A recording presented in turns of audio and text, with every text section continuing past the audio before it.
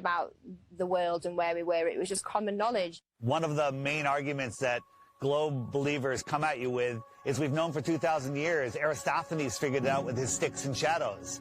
Well, Aristophanes may or may not have been a real mathematician. He figured out the shape of the earth. That would have made him the Michael Jordan of mathematicians, but nobody ever mentioned him in a book until the mid-1900s. What's crazy is I've talked to some elderly people, and they've told me that back in their day when they were in school, they didn't even learn about people like Copernicus or Galileo. Everything's up for grabs at this point. People like Christopher Columbus and any other figure in history could be totally false or created just for some sort of agenda. This is everywhere. We found somebody in Croatia. They said they were teaching flat earth through the 1930s. Most people think that this flat earth versus globe earth has been going back and forth for thousands of years. No, it has not. This is a brand new deception.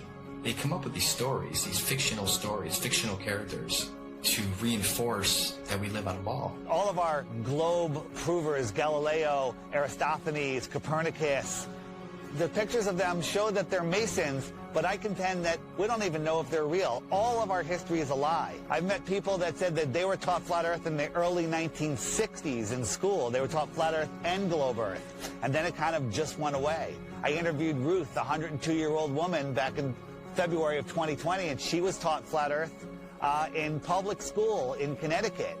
Tell me your name. Ruth Heath. Ruth, and how old are you today? 102. 102. So you were born in 1918. 1918. And we were just talking, and I asked you what shape the Earth is, and what did you say? What were you taught in school in elementary school? I was taught in school that the Earth was flat. Where did you go to school? Elementary school? I went to Spruglin School in Hamden, Connecticut.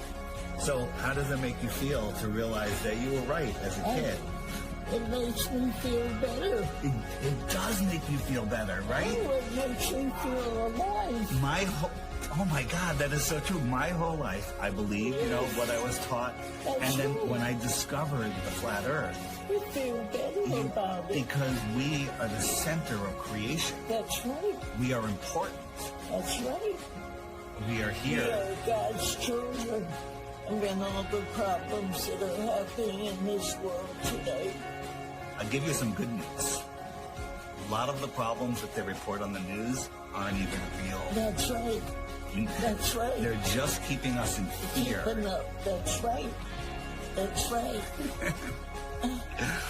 That's right. I understand that. I understand. They just say what they want people to know. That we never went to the moon? That was all fake? Is that right? That's correct. I saw that all happening. Yeah, so did I, and we all believed it, but that was just to reinforce that people to believe they can live on a ball, they can walk on a ball.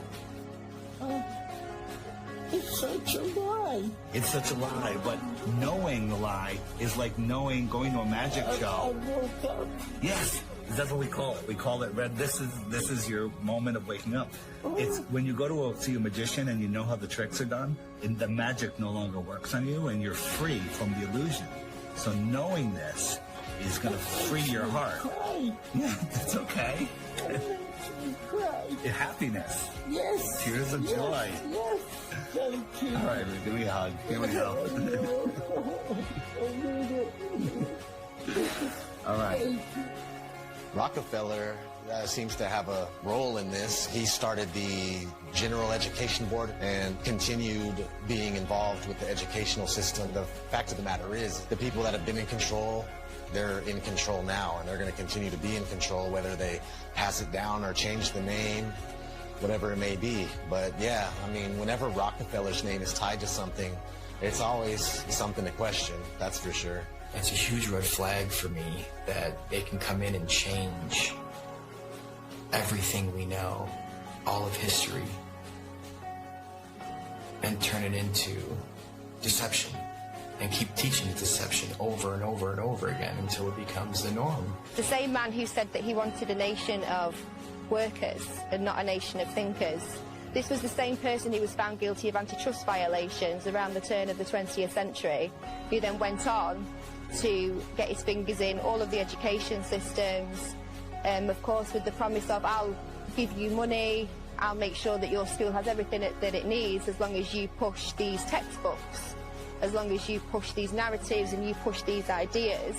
I'm going to give you a nation of workers and not a nation of thinkers. And that's exactly what we've become. Now, this should tell you something, why we can't talk about, literally, the thing that we're standing on. Why is that?